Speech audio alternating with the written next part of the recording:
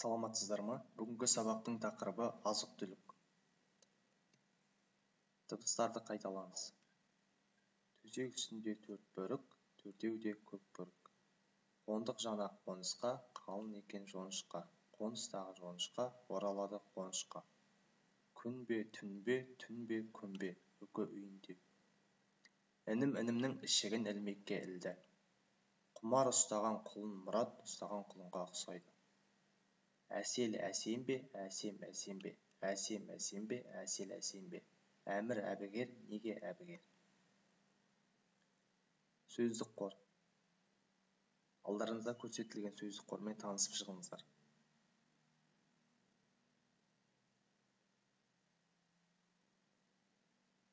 Жарайсыздар.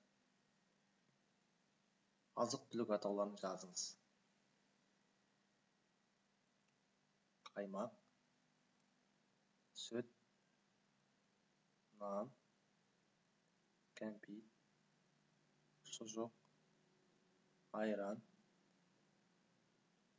жұмыртқа, қант, ет,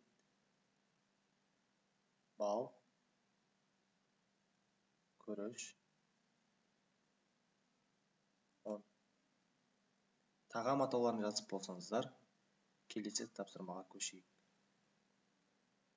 Әр суреттің астына қажетті сөздерді жазыңыз. Алмағандай, қызыл, алмұрт дәмді, шие піскен, өрік сары, сәбіз сарғыш, жуа ащы,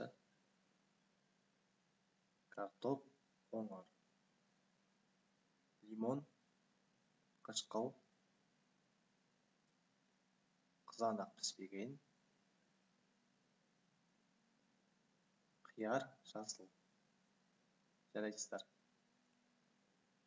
Келесі тапсырма артық сөзді сызып тастаңыз, себебін түсіндіріңіз.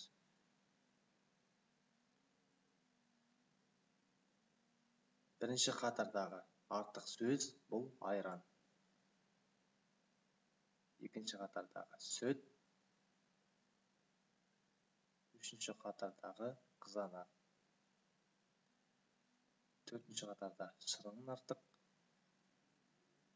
Бесінші қатарда қырық қабат.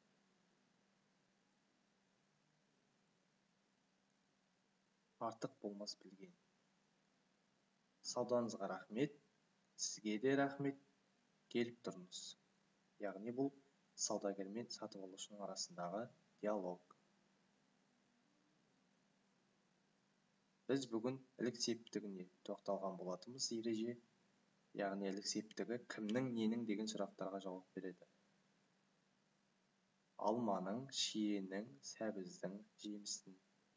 Ненің алманың, ненің шиенің, ненің сәбіздің, ненің жемістің.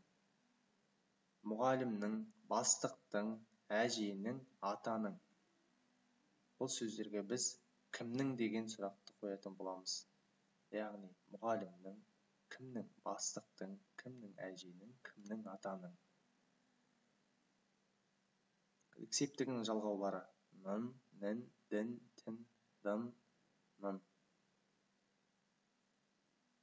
Жарайсыздар, онда үй тапсырмасын берейін сіздерге.